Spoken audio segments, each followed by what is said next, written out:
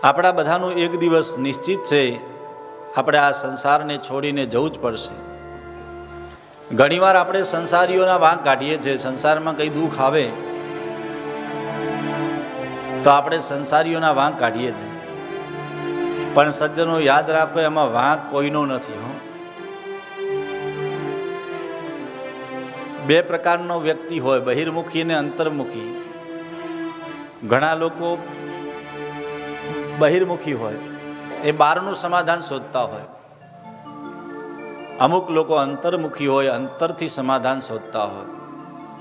સમાધાન બંને તરફથી મળે જ છે, પણ દુનિયાના સમાધાન છે ને તમને અંદરથી જ મળે છે. બહાર ભલે તમે ગમે એટલા ભટકો, ગમે ત્યાં ભગવાનને શોધવા ફરો, પણ પરમાત્મા ભીતર જ છે.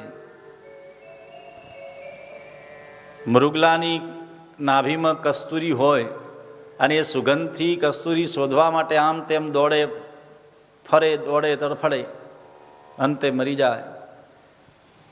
મૃગજળને શોધવા માટે પણ દોડે અને અંતે તરફડીને મરી જાય. એમ સંસારમાં મનુષ્યોનું પણ એવું જ છે. બધી જગ્યાએ પરમાત્માને શોધે છે, પણ પરમાત્મા આપણી ભીતર છે. આ સંસારનું સમાધાન પણ આપણી ભીતર જ છે, આપણે બહાર શોધીએ છીએ. આપણે સંસારીઓના વાંક કાઢીએ છીએ ને કે આવો છે, કે આવી છે, કે આ તેવો છે, કે તેવી છે. સજ્જનો સાંભળો, હું તમે જન્મ્યા ને એ પહેલાથી બધા સંબંધો નિશ્ચિત થઈ ગયા છે. જે તમને મળ્યા છે એ તમારા કર્મોને લીધે મળ્યા છે. સારા છે ખોટા છે તમારે ભોગવવા જ પડશે. હવે જે તમને મળ્યા છે એમાં કોઈનો વાંક નથી, કોઈએ ગોઠવણ કરી નથી, આપણા કર્મોની જ ગોઠવણ છે.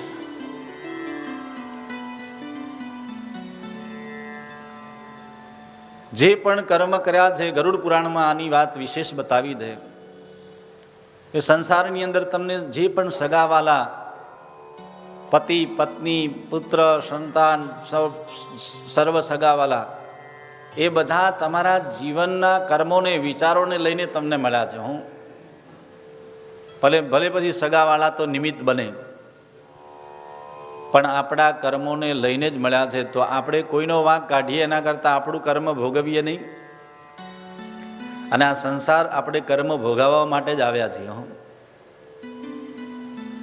કર્મને ભોગવતા ભોગવતા જ્યારે કષ્ટ પડે ને ત્યારે અંદરથી રાજી થવું, દુઃખ આવે ને ત્યારે અંદરથી રાજી થવું. બહારથી એક્ટિંગ કરવાની, દુઃખી થવાની, પણ અંદરથી ખૂબ રાજી થવાનું કે મારું કર્મ પૂરું થઈ રહ્યું છે, કર્મ ભોગવાઈ રહ્યું છે.